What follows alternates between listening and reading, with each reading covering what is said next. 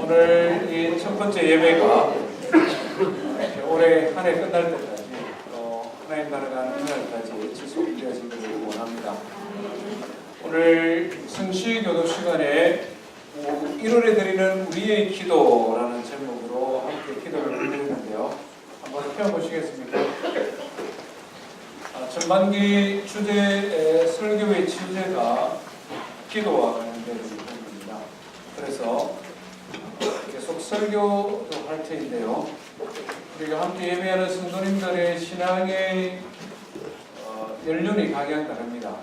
그래서 아주 어려서부터 신앙생활을 하고 또 기도 훈련이 잘 되고 또 기도하는 것을 아주 쉽게 생각하는 분이 있는가 하면 기도를 굉장히 어렵게 생각하고 또 힘들어하는 분도 계십니다. 그래서 어떻게 하면 성도들의 기도 생활을 도울까 고민하다가 매월 월별 기도를 나누어 드리기로 했습니다. 그래서 매월 첫 주는 예배 시간에도 함께 기도하고 여기에 이렇게 구멍을 뚫어놨잖아요. 그죠? 12달 나눠 드릴 텐데요. 달마다 딱 철에서 기도하시고 연말에 깨끗한 거 가져오지 마시고 손때 묻고 눈물 자국 있는 거 가져오시면 또 시상할 때 알겠습니다. 예, 한 해 동안 활용하시라고 조금 빳빳한 종이에 기도 제목을 담았습니다. 기도 제목 아주 많이 수정해가면서 기도해가면서 말을 한 거기 때문에 성경에 꼭 넣어 다니시면서 이렇게 기도하는 데 사용했으면 좋겠습니다. 2018년 교회 표를 정했습니다. 한번 같이 읽어볼까요? 시작. 예, 교회여 기도로 발발을 오르라. 우리 구호 지청 한번 해볼까요? 모처럼 안 해본 지 좀 오래됐는데 구호 준비하면 오 예. 과자 이름 아니라 그랬죠? 뭐라고 그랬습니까? 다 까먹으셨네요. 오직 예수 이 말이거든요. 오직 예수 오예입니다. 오예. 다시 한번 구호 준비. 오예. 인원은 1부 예배 3배쯤 되는데 목소리는 1배도 안 됩니다. 다시 합니다. 오예 하시고 요령은 제가 교회요 하면 어떻게 해야 되겠습니까? 예, 기도로 활활 타올라라. 두 번 합니다. 교회요 기도로 활활 타올라라. 교회요 기도로 활활 타올라라.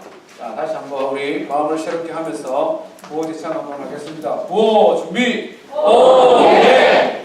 교회요 기도로 활활 타올라라. 교회요 기도로 활활 타올라라. 아멘. 아멘. 예, 공사간에 모이실 때 대표 기도할 수 있는데요. 대표 기도 하셔도 좋고 1월의 기도 같이 기도하셔도 좋고 마치는 기도는 주님께서 가르쳐주신 기도 하셔도 좋습니다. 1월 한 달 그리고 아마 4월 5월까지 계속 지속될 것 같은데요. 주님께서 가르쳐주신 기도의 모범을 따라 기도에 대해서 좀 배웠으면 좋겠습니다. 오늘은 첫 번째 시간인데 전반기 전체의 서론이 되겠습니다. 성도들의 기도 생활은 각양 다릅니다. 기도하는 방식, 기도하는 시간, 기도하는 내용들 각양 다릅니다. 앉아서 하기도 하고 서서 하기도 하고 누워서 하기도 하고 손을 들고 하기도 하고 소곤소곤 조용하기도 하고 큰 소리로 부르짖기도 하고 또박또박 알아듣는 말로 기도하기도 하고 알아듣지 못하는 방언으로 기도하기도 하고 성도의 기도 생활은 각양 다릅니다. 누구에게 배워야 되겠습니까? 예수님에게 배워요. 그래서 제자들이 예수님께 요청했잖아요. 우리에게 기도를 가르쳐 주십시오. 저도 그 모범을 따라 주기도문을 통해 기도의 골격을 세우고 기도의 옷을 입히고 그래서 기도가 풍성한 하나님의 은혜를 향한 그런 은혜의 방편이 되는 일에 함께 쓰임받기를 원합니다. 성도들의 기도는 단계적으로 성장해 가야 될 성장의 목표가 있습니다. 아주 어린아이처럼 모든 성도들 누구나 할 수 있는 그런 기도가 있는가 하면 수준 높은 기도도 있습니다. 수준 높다 이러니까 나는 수준 낮은 그런 기도가 이런 기도인가? 이렇게 생각하시기는 절대 마시기를 바랍니다. 모든 성도의 기도는 소중하고 또 하나님이 기뻐하십니다만은 성경에서 좀 더 또 다른 차원의 기도가 있음을 우리에게 가르칠 수가 있습니다. 오늘은 세 가지 기도의 차원에 대해 함께 살펴보도록 합니다. 다양한 성도들의 기도, 그것을 제가 세 가지 차원으로 한번 이렇게 정리를 해봤습니다. 첫 번째 차원은요, 누구나 할 수 있는 기도요, 누구나 해야 하는 기도가 있다는 것입니다. 기도에 대한 여러 가지 정의가 있는데 가장 일반적으로 또 사람들이 익히 알고 있는 기도의 정의는 뭐냐면 기도는 영혼의 호흡이다 이렇게 정의할 수 있습니다. 우리가 중환자실에 가보면 사람들이 자가호흡이 어려운 분들은 뭘 합니까? 이게 인공호흡 하고 있잖아요. 이거 떼면 어떻게 됩니까? 안녕히 가십시오. 이렇게 되잖아요. 기도는 영혼의 호흡이다 이렇게 말을 하면, 다른 말로 하면 생명이 있는 사람은 기도할 수 있고 기도해야 한다 하는 것을 우리에게 가르쳐 줍니다. 여기서 말하는 이 기도는 꼭 예수 믿는 사람들만의 기도를 한정하는 것은 아닙니다. 세상의 모든 종교를 가진 사람들은 기도합니까? 안 합니까? 모든 종교를 가진 사람들은 기도합니다. 자신들이 믿는 절대자가 불교의 부처님이든 이슬람교의 알라든 힌두교의 다양한 신이든 기독교, 불교, 힌두교, 이슬람교 세계 4대 종교라고 그러죠. 고등 종교라고 하기도 하고 제로 종교라고 하기도 합니다.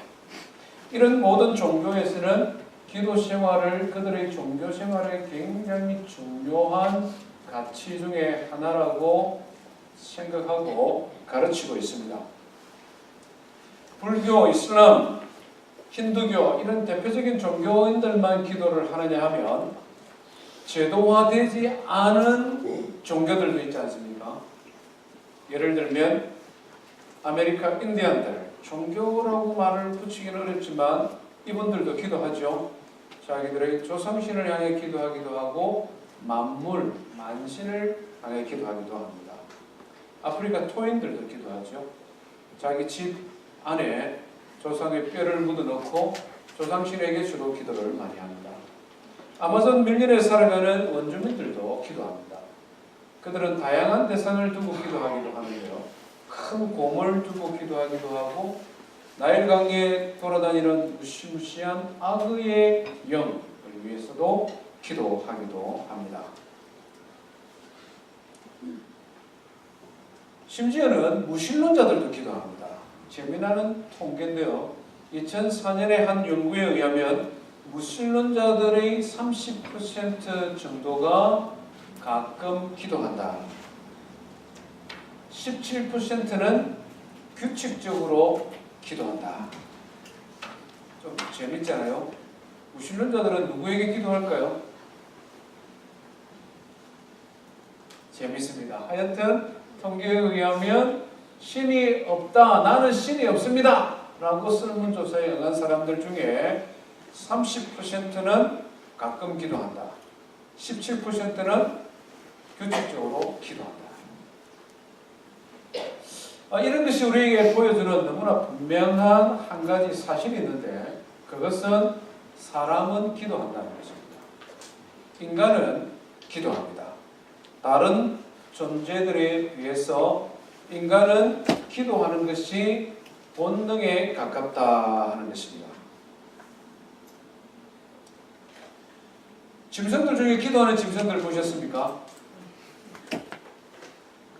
무신론자들이 좋아하고 진화론자들이 좋아하는 원숭이는 가끔 아주 심각하게 기도를 하죠.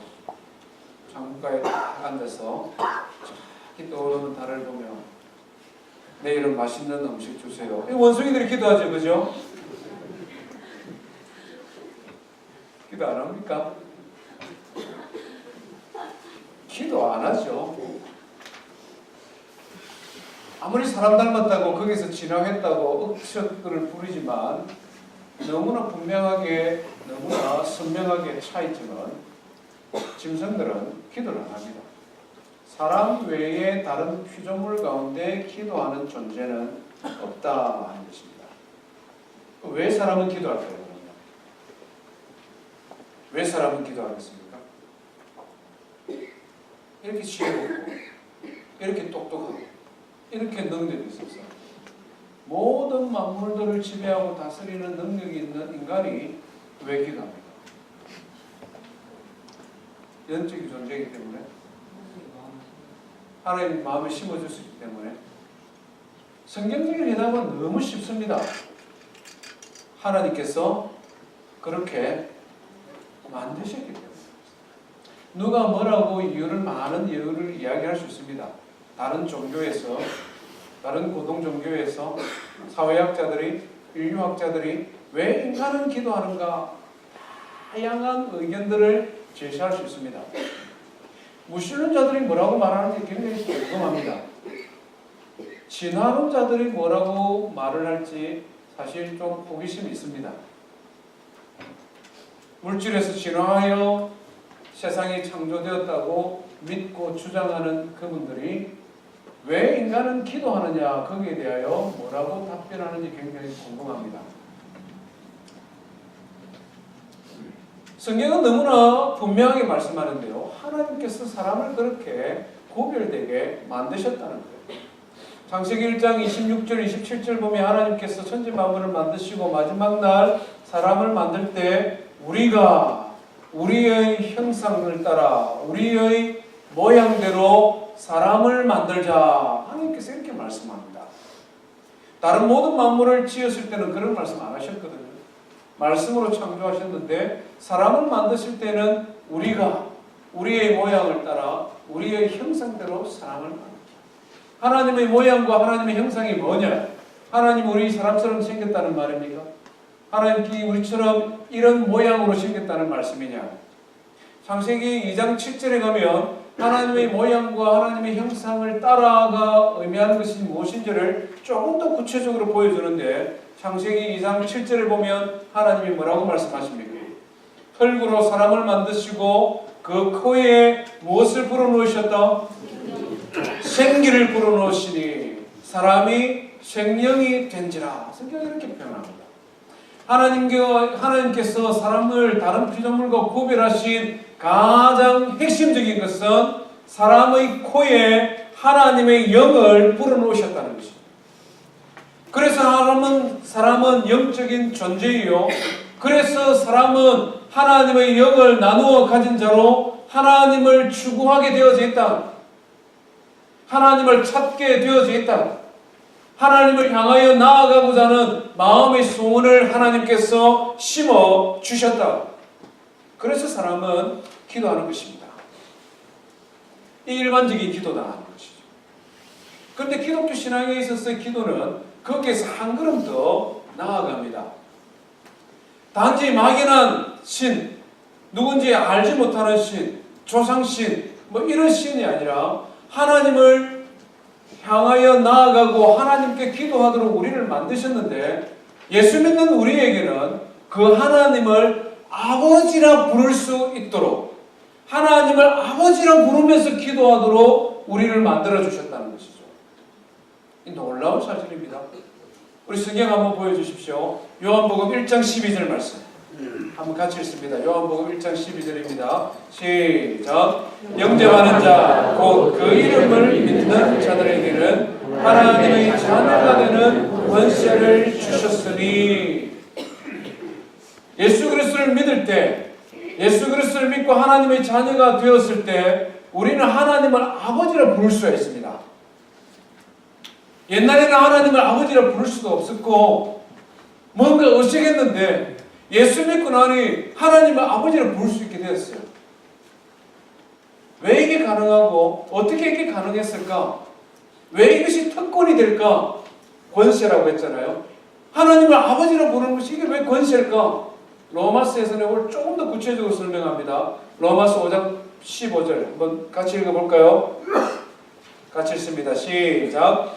너희는 다시 후소하는 종의 영을 받지 아니하고 양자의 영을 받았으므로 우리가 아빠 아버지라고 부르짖느니라. 성령이 친히 우리의 영과 더불어 우리가 하나님의 자녀인 것을 우리 인생이 영적인 존재라고 했잖아요. 예수 그리스도를 믿고 나면 예수 그리스도를 믿을 때 우리 안에 하나님의 영이 찾아오시는데 처음 흙으로 사람을 만드시고 바람을 불어넣으시며 하나님의 영을 나누어 주셨는데 그 하나님의 영이 우리에게 찾아오신다. 예수님을 믿을 때 우리 안에 찾아오신다. 그 하나님의 영이 우리 안에 계시니 하나님을 무서워 떠는 것이 아니라 하나님을 두려워하는 존재가 아니라 오히려 하나님을 아빠, 아버지 부를 수 있도록 성령이 우리 안에서 역사하신다. 무슬림 친구들 있습니까 혹시? 직장이나? 이분들 정말 열심히 기도하거든요. 이 말을 땅에 박으면서 누가 경건한 무슬림이냐 하나만 보면 알아요. 이마에 손대면 알아요. 이마가 땡땡하게 죄송합니다. 단단하게 굳은 살이 박인 사람 경건한 무슬림이에요. 경건한 무슬림이 알라 아버지 이렇게 기도하는 사람 봤습니까? 저희가 알기로는 없습니다. 그들이 숨기는 알라는 두려운 신이고 죄를 벌하는 신이고 원수를 피로 갚는 신이기 때문에 알라 신 앞에 아빠 알라요 기도하는 무슬림이 없습니다. 제가 일반 대학을 졸업했기 때문에 불교에 귀의하고 불교 스쿨에 가입해서 심심하면 절에 가고 뭐 이런 친구들 굉장히 많거든요. 사랑하는 아버지 부처님 이렇게 기도하는 친구 하나도 못 봤습니다. 혹시 그렇게 보신 친구들 있습니까?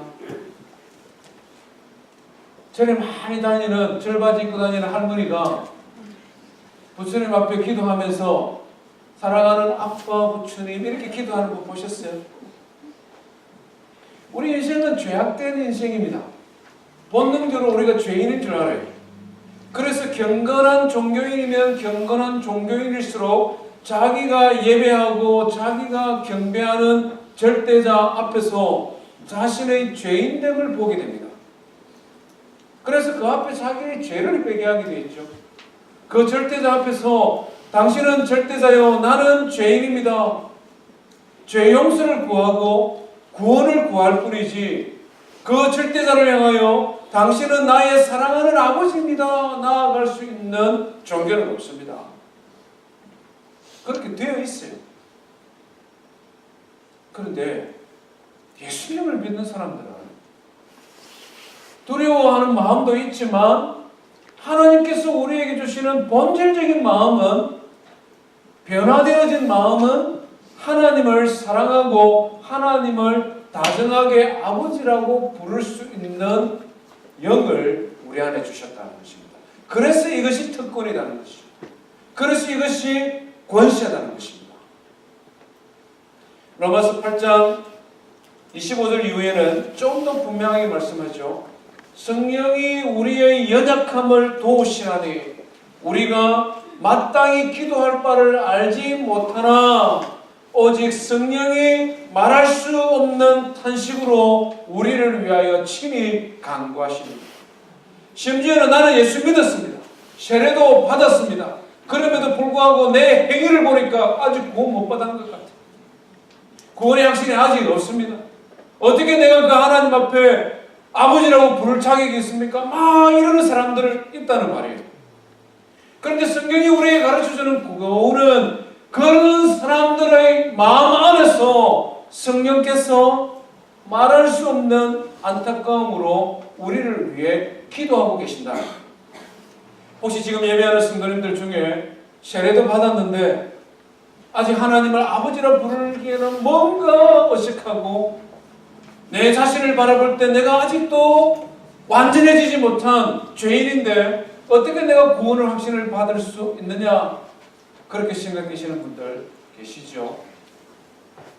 여러분을 보지 마시고 하나님의 말씀을 믿어야 됩니다. 여러분들의 행위에 발목 잡히지 마시고 하나님의 약속을 붙들어야 됩니다. 우리가 누구든지 이 세상에 태어난 모든 인생들은 자기들의 행위로 하나님 앞에 구원받을 수 없습니다. 아무리 경건해 보이고 아무리 기도 생활 열심히 하고 새벽마다 하나님 앞에 나와 엎드리는 최규태 목사도 나를 생각하고 나의 죄인됨을 생각하고 나의 허물을 생각하며 나는 구원받을 자격이 없으며 하나님 앞에 아버지라 부를 자격이 없습니다. 내가 우리 아버지 앞에 이렇게 행동하고 살아가면 불효 막심한 아들입니다. 그런데 예수 믿는 것이 특권인 것은 우리가 예수 그리스도를 믿고 하나님의 자녀가 되었을 때에 우리 안에 하나님의 영이 나의 영과 합하여 아버지를, 하나님을 아버지라 부르게 인정하여 주시고, 그런 우리를 죄 없다 하여 주시고, 그런 우리가 하나님 앞에 기도할지라도 하나님께서는 우리의 기도에 귀 기울여 주시고 응답해 주신다고 약속하고 있다는 것입니다. 그래서 모든 믿는 사람은 기도할 수 있고 그 기도에 하나님께서 응답해 주십니다. 어떻게 알 수 있습니까? 계시록 5장 8절 말씀. 우리 하나 더 넘겨주세요. 같이 읽어봅니다. 시작. 그 두마리를 취하시되 내 백불과 24장로들이 그 어린 양 앞에 엎드려 각각 금은고와 향이 가득한 금 대접을 가졌으니 이 향은 성도들의 기도들이라. 사도 요한이 하늘의 열린 문을 통하여 천국의 현재 상황을 환상으로 보았습니다. 하나님께서 보여주신 거죠. 요한아, 고난과 핍박 가운데 있는 요한에게 네가 지금 이 땅에서는 고난과 핍박 가운데 있지만 지금 현재 천국에서 어떤 일이 일어나고 있는지를 내가 보여줄게. 환상을 보여주셨어요. 열린 문을 통해 하늘을 보니까 너무나 멋진 광경들이 펼쳐지는데 하늘에 흰옷 입은 수천 수만의 천사들이 있고 그 천사들의 호위 가운데 하나님의 성전이 보이는데 그 성전의 바닥은 수정과 같은 맑은 로비, 그 가운데 지극히 높은 의자, 모자가 하나 있고 거기에 영광스러운 빛의 모양으로 아마 보니까 하나님 같아요. 그리고 그 하나님의 좌우에 6 날개를 가진 그룹들이 날며 거룩하다 거룩하다 거룩하다 하나님을 찬양하고 그 찬양의 보조에 맞춰서 무수히 많은 천사들이 하나님을 경배하는데 사도 요한의 눈에 확 들어오는 것이 한 가지 있는데 그 지극히 높은 보좌 앞에 제단이 하나 놓여 있습니다. 조그마한 제단이 하나 놓여 있는데 그 제단에 향이 지금 타올라가고 있어요. 이 향이 뭘까? 향의 재료를 담겨가 있는 금쟁반에 향의 재료가 담겨 있는 것을 보았는데 그것이 뭐라고요? 성도들의 기도들이라. 그 영광스러운 천국을 밝히는 불, 그 영광스러운 천국을 더욱더 아름답게 하는 향기, 그것은 다른 것이 아니라 이 땅에서 드리는 성도들의 기도다 하는 것입니다. 계시록 8장에는 조금 더 분명히 말씀합니다. 또 다른 천사가 와서 제단 곁에 서서 금향로를 가지고 많은 향을 받았으니 이는 모든 성도의 기도와 합하여 보좌 앞 금제단에 드리고자 함이라. 향연이 성도의 기도와 함께 천사의 손으로부터 하나님 앞으로 올라가는도다. 예수 그리스도를 믿는 하나님의 자녀들이 하나님을 아버지라 부르면서 드리는 기도, 그것이 아무리 유치한 기도든, 그것이 아무런 보잘것없는 기도든, 아무런 세상 사람들은 주목하지 않는 그런 기도가 할지라도 그것이 거룩한 천사의 손에 들려져서 거룩한 향기가 되어 하나님의 보좌 앞에 세세 무궁토록 타오르고 있다고 성경은 우리에게 말씀하고 있습니다. 예수 믿는 성도 여러분, 하나님을 아버지라고 부를 수 있는 성도 여러분, 하나님 앞에 기도하시기 바랍니다. 성도는 기도할 수 있고 기도해야 됩니다. 그것이 내가 구원받은 증거이며 그것이 내 안에 하나님의 성령이 계신 증거이기 때문에 그렇습니다. 성도의 기도는 하나도 헛된 것이 없이 거룩한 향연이 되어 하나님이 받고 계신다. 기도의 첫 번째입니다. 두 번째 차원이 있는데요. 모든 성도들이 기도할 수 있고 그 기도를 하나님께서 귀를 기울이시지만 응답하는 기도, 역사하는 힘은 다르다고 성경은 말씀하고 있습니다. 야고보서 5장 15절부터 16절입니다. 우리 한번 같이 읽어보겠습니다. 시작. 믿음의 기도는 병든 자를 구원하리니 주께서 그를 일으키시나 혹시 죄를 범하였을지라도 사심을 받으리라. 그러므로 너희 죄를 서로 고백하며 병이 낫기 위하여 서로 기도하라. 의인의 간구는 역사하는 힘이 큼이니라. 아멘. 믿음의 기도, 의인의 간구, 역사하는 힘이 크다. 이것을 깊이 생각해 보시기를 바랍니다. 모든 성도는 기도할 수 있고 기도에 하나님의 귀를 기울이시지만 역사하는 힘이 큰 기도가 있고 작은 기도가 있다고 성경은 그렇게 가르쳐 주십니다. 야고보는 엘리야라는 사람의 예를 들고 있습니다. 열왕기상 17장 이후에 등장하는 사람이죠. 우리와 똑같은 사람입니다. 우리와 성정이 같아 이렇게 표현합니다. 엘리야는 성질이 급한 사람이거든요. 화를 잘 내는 사람입니다. 그런가 하면은 배가 고프면 삶의 기력을 잃어버리는 사람입니다.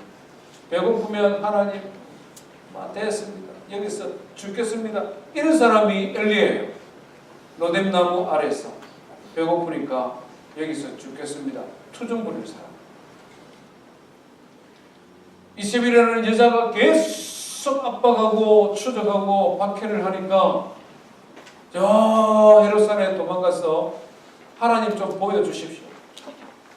저 여자가 얼마나 악독한지 내가 한자 남았는데 하나님 살아계시다면 나 좀 보여주십시오. 이런 사람이 엘리야. 우리하고 성정이 똑같다. 그런데 그가 기도했을 때에 3년 6개월 동안 하늘의 문이 열리고 비가 내리지를 않았습니다. 온 세상이 타 들어가는 가뭄이 들었죠. 그가 또 하나님 앞에 기도했을 때에 하나님께서 그 기도에 귀를 기울이시고 응답하시사 저 지중해 바닷가에 손바닥만한 구름이 떴는데 그 구름 속에 하나님께서 비를 주셔서 큰 비를 주십니다. 우리와 똑같은 성경을 가진 사람인데 그 사람은 하늘의 문을 열었다 닫았다 하는 능력 많은 기도를 했다는 거예요. 엘리야만 이런 기도를 했습니까? 구약 성경을 읽어보면 하늘의 문을 여는 기도의 용사들을 보게 됩니다. 광야 50년 동안 40년 동안 이스라엘 백성을 이끌었던 모세가 그와 같은 기도의 사람입니다. 자기가 죽을 질병이 걸렸다는 것을 듣고는 하나님 앞에 기도하여 해의 그림자를 15도 뒤를 물려주십시오 간구했던 히스기야 왕이 그와 같은 기도의 사람입니다. 포로로 잡혀갔지만 환관이 되어졌지만 하나님 앞에 뜻을 정하여 기도하였던 다니엘, 그래서 그의 세대뿐만 아니라 온 인류 역사에 장차 일어날 일들을 환상으로 보았던 다니엘이 그와 같은 믿음의 사람입니다. 이런 유명한 사람들만 능력 있는 기도, 역사하는 힘이 많은 기도를 했습니까? 신약 성경에 오니까 예수님 당시에 놀라운 기도의 용사들이 있었습니다. 귀신 들린 딸을 치유하기 위해 주님 앞에 나아갔던 수로보니게의 여인, 이방 여인의 기도가 그런 기도였습니다. 자기의 하인을 낫게 해달라고 하나님 앞에 기도하였던 백부장의 기도가 그렇습니다. 여리고 성문 앞에서 겨우 구걸하며 먹고 살았던 그 소경된 자가 그러했습니다. 이 사람들은 이름도 모르는 사람들입니다. 심지어 어떤 사람은 이방 여인이고, 어떤 사람은 이방의 군인이고, 어떤 사람은 죄로 말미암아 태어났다고 사람들에게 저주받았던 날 때부터 소경된 사람들이었습니다. 그러나 이들이 하나님 앞에 기도하였습니다. 예수님께서는 이들의 기도에 귀를 기울이시고 말씀하시기를, 소자야 너희의 믿음이 너를 구원하였느니라. 내가 이스라엘의 모든 사람들보다 이와 같은 믿음을 가진 사람이 본 적이 없도다. 예수님께서는 백부장의 믿음을 칭찬해 주셨고, 수로보니게 여인의 믿음을 칭찬해 주셨고, 다윗의 자손 예수여라고 외쳤던 소경의 기도를 들어 주셨습니다. 이들 역시 믿음의 용사들, 이들 역시 믿음의 기도의 응답에 역사하는 힘이 큰 기도를 드렸던 사람이지 않습니까? 성경은 유명한 사람도 그런 기도를 드렸고, 보잘것없는 사람도 그런 기도를 드렸습니다. 지식이 많은, 배움이 많은 사람도 역사하는 힘이 많은 기도를 드렸고, 아무것도 모르는 것, 그렇지만 자기가 알고 믿는 것 한 가지 붙들고 하나님 앞에 기도한 사람도 있다는 것입니다. 공통점은 그들은 믿음의 기도를 드렸고, 의인의 간구로 주님의 마음을 감동시켰고, 역사하는 힘이 컸다는 것입니다. 기도의 세 번째 단계가 있는데요, 더 높은 차원입니다. 그것은 예수님께서 친히 모범을 보여주신 기도의 차원입니다. 누가복음 22장 42절 말씀 한번 같이 읽어봅시다. 시작. 이르시되 아버지여, 만일 아버지의 뜻이거든 이 잔을 내게서 옮기시옵소서. 그러나 내 원대로 마시옵고 아버지의 원대로 되기를 원하이나이다 하시니. 예수님의 기도입니다. 언제 드렸던 기도입니까? 겟세마네 동산에서 십자가를 지시기 전날 드린 기도입니다. 예수님이 하나님의 뜻이 무엇인지를 몰라 헷갈려서 이런 기도를 드렸습니까? 십자가를 지는 게 하나님 뜻인지 아니면 도망치는 것이 하나님 뜻인지 몰라서 헷갈렸습니까? 그럼 왜 이런 기도를 드리죠? 두려웠어. 무서웠어. 두려워서 무서워서 피할 수 있으면 피하고 싶어서, 그래서 이런 기도를 드리는 거예요. 겟세마네 동산에서의 기도는 사람의 본성을 하나님의 뜻 아래 굴복시키는 기도입니다. 그래서 어려운 기도입니다. 그래서 이렇게 예수님은 하나님의 뜻이 너무나 분명한 줄 알았지만 피하고 싶었습니다. 무서웠어. 겁이 났어. 두려웠어.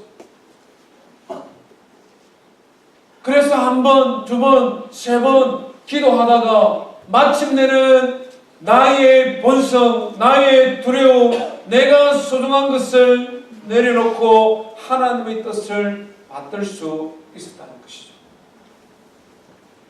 기도는 내가 원하고 내가 희망하는 것을 관철시키는 것이 기도가 아닙니다.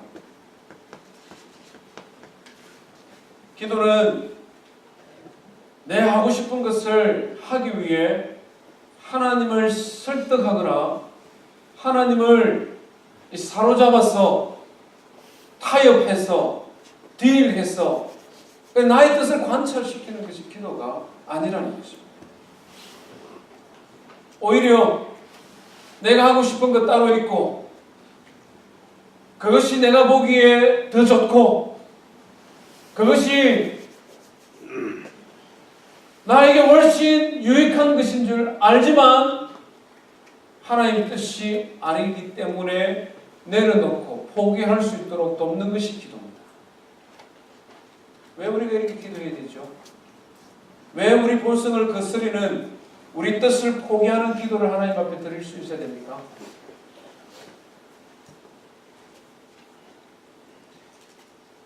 겟세마네 동산에서의 기도는 일방적으로 내가 내려놓고 내가 죽는 기도입니까? 결코 그렇지 않다는 거죠. 기도하는 우리는 심지어 우리가 그렇게 원하고 소원하는 우리의 기도의 내용이 정말 나에게 유익한 것인지 아닌지조차도 모르는 어리석은 사람들입니다. 잘 생각해 보세요. 지금은 정말 그것이 나에게 유익하고 진짜 그것이 나에게 당장 있으면 좋겠는 것이지만 그것이 1년 후에도 그렇게 생각하고 5년 후에도 그렇게 생각하고 10년 후에 나의 평생을 돌아볼 때도 정말 그렇다고 생각할 수 있습니까? 우리는 한치 앞을 모르는 것이 인생이라는 말을 종종 하잖아요. 내가 지금 그렇게 간절하게 이거 없으면 죽습니다라고 소원하고 하나님 앞에 기도하는 것이 정말 나에게 유익한 것인지 그렇게 확신할 수 있습니까? 정말 이것이 나에게 꼭 필요한 것이기 때문에 내가 이것을 반드시 가져야 되겠습니다. 그 선택에 대하여 1년 후에, 5년 후에, 10년 후에도 내가 그 선택에 대한 책임을 질 수 있습니까? 우리 그만한 능력이 없습니다. 우리 그만큼 지혜롭지 못합니다.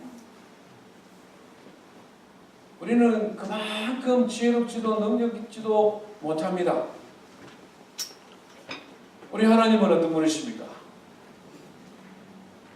우리보다 훨씬 지혜로우셔서 1년 후도 아시고 10년 후도 아시고 우리 자녀들까지 아시는 분이 우리 하나님이십니다. 우리는 우리의 선택에 대한 책임을 다 지지 못하지만 하나님은 책임지실 수 있는 능력 많으신 하나님이시지 않습니까? 그렇기 때문에 우리는 겟세마네 동산의 기도를 드릴 수 있어야 됩니다. 그것이 지금 현재로서는 십자가를 지는 것이요, 지금 현재로서는 하나님의 본체를 내려놓으시고 종의 형상을 가지시는 말 그대로 버러지와 짐승맛도 못한, 그래서 사람들에게 멸시와 천대를 받는 십자가지만 하나님의 뜻이 이루어지기를 원합니다 기도하였을 때에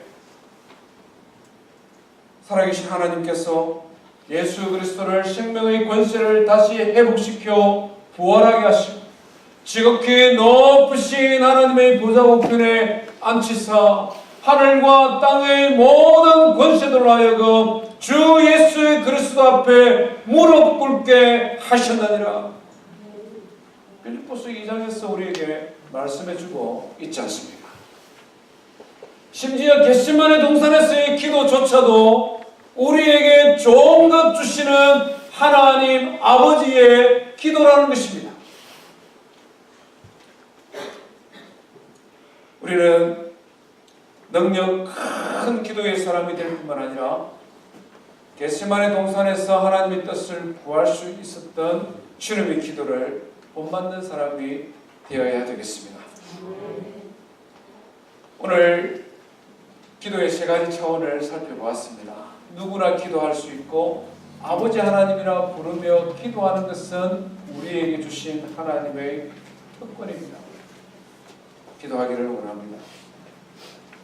이왕의 기도 생활할 것 같으면 믿음의 기도, 의인의 간구, 역사하는 힘이 많은 그런 기도하면 안 좋겠습니까? 우리가 전반기 동안 우리의 기도 생활에 변화가 생기기를 원합니다. 살아계신 하나님, 우리를 사랑하시되 우리를 아버지로 부를 수 있도록 예수 그리스도를 주시고 성령을 주신 그 하나님 아버지 앞에 기도하고 기도가 응답받고 그래서 하나님을 더욱더 알아가는 저 우리 모든 성도 되기를 주의 이름으로 축원드립니다. 우리 말씀 기억하며 함께 찬송하겠습니다.